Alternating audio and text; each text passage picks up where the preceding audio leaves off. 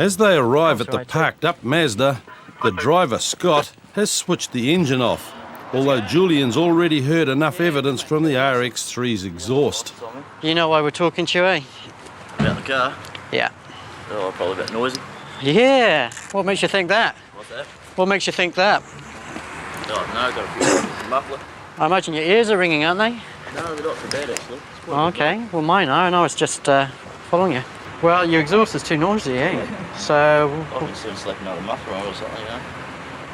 Well, I suggest you do that, mate. Because I'm going to give you a ticket, okay? And if I see you out with this again, I'm going to stop you and I'm going to give you another ticket. So it's way too noisy. While Julian doesn't like the sound of Scott's exhaust, he discovers a shared interest in the music of iconic punk band, the Sex Pistols. You into the Pistols, are you? And Pistols? Yeah. Sex Pistols? Yeah. Sex Pistols pretty good, eh? Yeah, I used to have all their original bloody... I used to have all their original records, so... Are you working at the moment, Logan? Yeah, that's all good. Okay, I'm going to write you out a ticket, so just wait in your car, mate. It'll just be a couple of minutes, okay? His car is his pride and joy, and he thinks noisy is cool. So, yeah, we're going to give him a ticket for $150 for having a vehicle which is too noisy, and yeah, hopefully he'll change the muffler and just tone it down a little bit. Okay, Scott, there's your ticket. I dare say you've had a few before. Sweet as, mate. Yeah, you know how to pay it? Yeah. Sort something out for the government. Good on you. All right, so you need to take this home, eh? If we see you out again, like I say, we're just going to give you another ticket, and it's going to be an expensive night. All right? Scott may have been born well after the demise of Sid Vicious, but he knows that punk means never having to say you're sorry. I'm not going to do anything about it. I'm just going to keep driving it. Yeah. Until I get another ticket. Having done their bit to decrease anarchy on the streets of Dunedin, Julian and Jared are off to help with another burning issue. We're just going to a student bonfire, something that's pretty common in the student area. Yeah, they just have a few beers and stick their old sofas outside and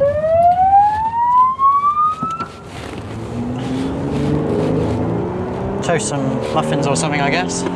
Leap through it, lots of silly things. The fire guys are there and they're asking for our help, so yeah, maybe the students are throwing a few bottles at them or whatever, so yeah, we'll just go and give them some backup. No problems here by the looks. You alright, boss? How you going? Yeah, all under control, is it, mate? This was blazing away and they were all in there, gazing out the window, obviously knew lots about it. Oh, yeah. And then they shot across the road. Oh, okay. Here, broken bottles and God knows what going on over there too. So I appreciate there's not a lot you can do, but yeah, you really are trying to stamp on it. Yeah, no, I appreciate it, yeah. We'll have a chat with them. Righto, mate. Good as. Thank you for coming. Oh, no worries. So there's a student party in a house just up here. Yeah, the rugby's on, so they set fire to a couch just because it's almost full time. We've arrived now and the fire's already out.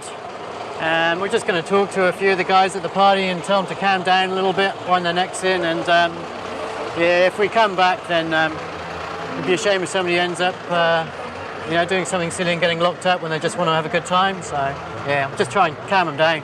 One of the neighbours, naturally enough, is upset about this crime against furniture. This behaviour, burning of fucking couches and shit, why is it an acceptable behaviour in our community? Mate, that's why we're here to sort it out. That's right. Yeah. But how many couches, how many years of this sort of shit has to happen before we go, oh, should we have a problem here? As predicted, the students know nothing about the couch. About 5 minutes, I think. Although one of them seems to support sofa burning on principle. We're going to make a bit of a statement here. The fire chief, of course, disagrees. They burn the landlord's property, they do it out on the road, they seem to flaunt the law, and quite often the police are quite powerless to do anything about it because it's hard to catch the individuals involved. So that's a typical evening in Dunedin. One noisy boy racer ticketed and another sofa up in smoke. They arrive to find that Bella is asleep in the back of the taxi, which is outside an address she's told the cab driver her friends live at. Hey, how you going, Nick? How's it? All right, mate? All right. And she's got no money. No money. It's a good start to, isn't it? Start the night. Hey, wake up there, up. Got a name. Yo, You awake? Munted. Wakey. Wonder where she's living. She's living here. 16A I got out of it. 16A. Is there anyone down there?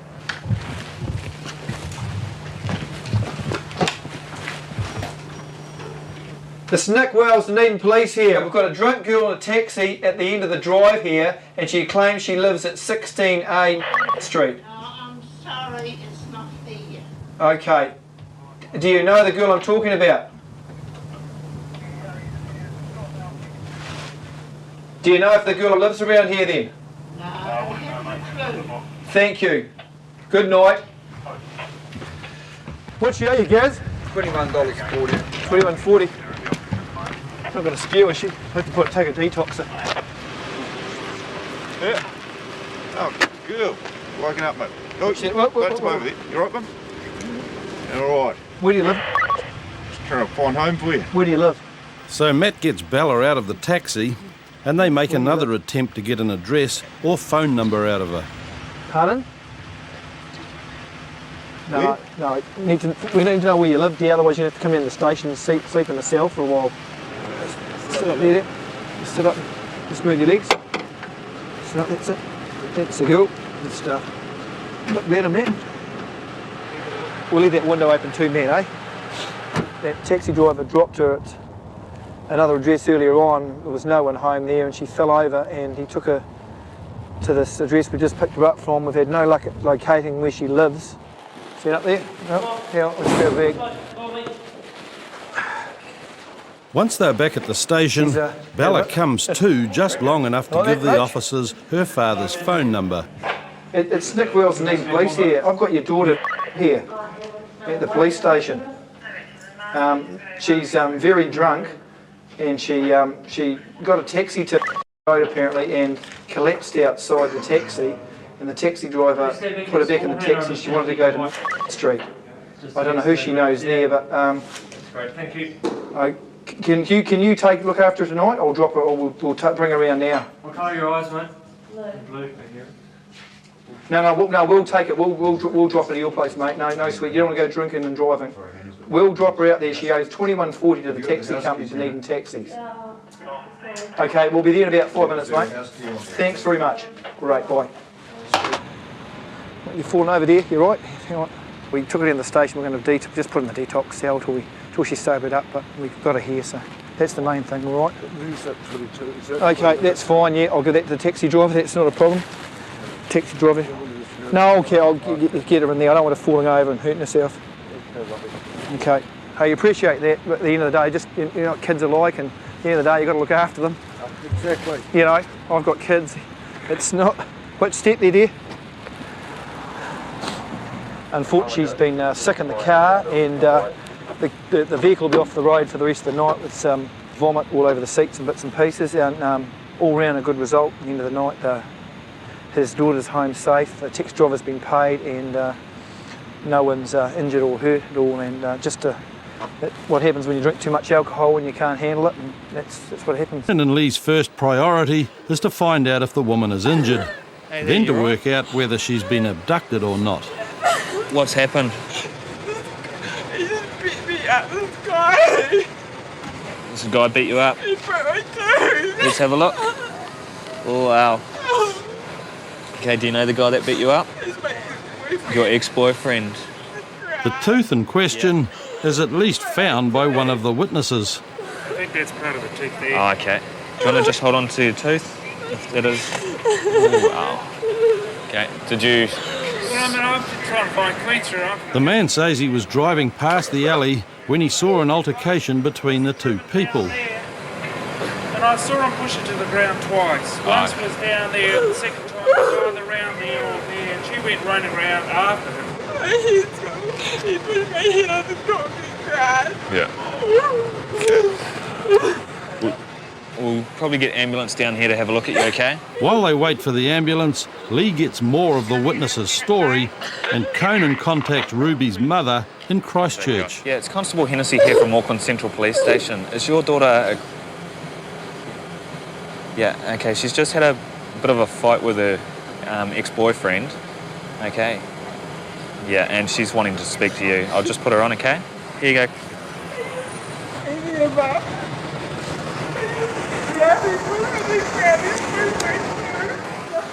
At the moment, all we've got from her is that she's been met up with her ex-boyfriend. He's driven her up here, stopped the car, chucked her out. Oh, okay. Hit her head a couple of times on the ground. Okay. But according to the witness, Paul, Ruby was not thrown out of the car, but was chasing her boyfriend. She dumped all the stuff and then chased him down there, and he just kept on walking. He wasn't having a bar of it. And her top was down when you found her? Well, I followed them down. I tried talking to her, you know, calling out to her. She was well and ahead of me, but she must have caught up with him, and he just shoved her to the ground, smack onto the ground. I'll just get some details from you. And then he disappeared around the corner and to the left and got the car. And so I tried talking to her, and she was upset as she is now. And then he came out with the car and just drove past her and just... And as the paramedics prepare to take Ruby to hospital, ambulance officer Peter Spackman's been able to further clarify the confusion. According to her, she was just walking down here. Yeah, that's what he's just said. I've just heard from other people that she wasn't thrown out of a car, so... Okay. But, yeah, security guard just said walking now. Yeah, walking. Okay. And the guy was running too, eh? He was running away from her. Shortly afterwards, in Auckland Hospital, Ruby's calmed down enough to make a formal statement. I'll just read back what you've said to me and then I'll get you to sign it at the end, okay? I followed because I wanted to tell him something. When I caught up with him, he threw me to the ground and hit my head against the ground and broke my teeth. But after police interviewed Ruby's ex-boyfriend and compared the various statements, they were not able to prove that she'd been pushed to the ground and no charges were laid.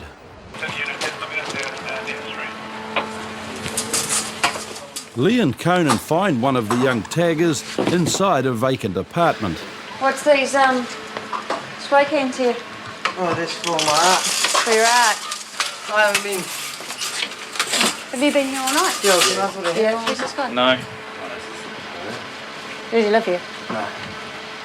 As Jason takes Conan to see his handiwork, he claims to be a painter, not a tagger. I'm not a graffiti.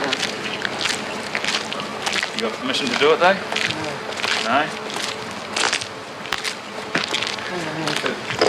What is it? Is it paint? Yeah, it's just a paintbrush. Paintbrush? You can see. Go ahead, Echo.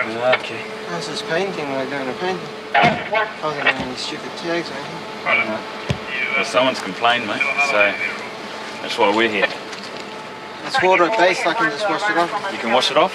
It's just water-based, it's cool. Like. How about we go get a bucket of water, eh? Yeah. And a cloth and start scrubbing.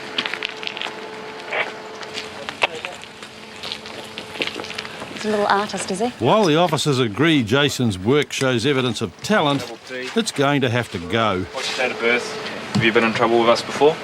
Oh, not really for a while, eh? Not for a while. Not wanting to stunt Jason's artistic growth, they offer some helpful tips.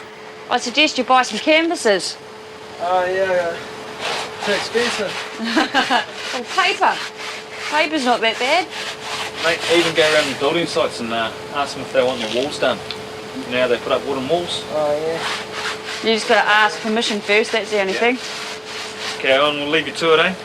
You just get that all off as best you can, eh? Yeah, no worries. Just remember next time, ask permission. Yeah, all good. Okay. Good stuff, mate. See ya. Leaving the young artist to contemplate his career, Lee and Conan returned to patrolling the central city. Just heard a female scream at the rear of 81 Wakefield. Then seen a male walk out by some bushes into the street. Minutes later, Comms has received reports of fighting in a nearby alley. The male was described as chunky, carrying a jacket and a baseball cap. Wait there, mate. What have you been up to? What have you been up to? Not much. Where's your missus? Where have you just come from? Over here? Come with me. We'll go have a little walk, eh? Anyone else through here with you? No one. Come back out.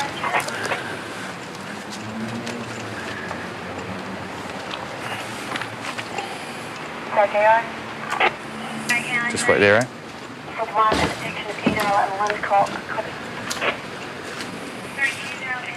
Found our female, Lee. Found our female. What have you been doing tonight? I just got here, Got into an argument, screaming? no, I just got here from Queen Street.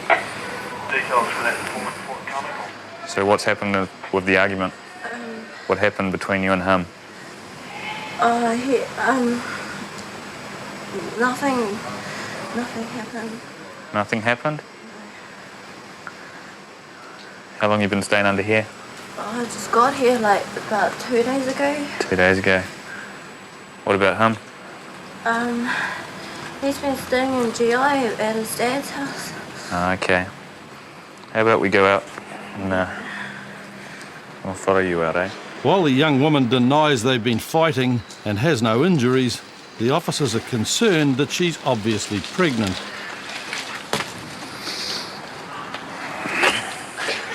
Over there. Yeah, they both are. Just to go this way, Just an argument. Oh, really? Oh, it's Lag's sleeping ground. With this one as well. Yeah, that's the boyfriend. That's the girlfriend. The couple claim that they weren't involved in the disturbance that led to the police call-out. Were you two arguing? Down Queen Street at the school. So who screamed up here? Two other people, another couple. Have they gone now? Yeah, I think so, but this fella came out here and started sorting them out, and they were just half screaming at each other. Who do you live with in Henderson? Your mum. How come you don't stay here? I do, still only even been here for like 2 months. So you'd rather stay here than go home? Yeah, you're still Mount Wellington area, aren't you? Leonard Road. You're pregnant. You got to think about your baby more than yourself, okay? Living out on the street's not the way to do it. Does your mum know? Yeah. Yeah? She supportive? Yeah. Yeah? So what are you guys going to do tonight? You're not going back under there, okay? You can't come back here, okay? It's your baby, eh? You want to take care of it? You go home to mum, eh? Satisfied that the young parents-to-be are on their way home, the officers are called to another report of a couple fighting in an alley.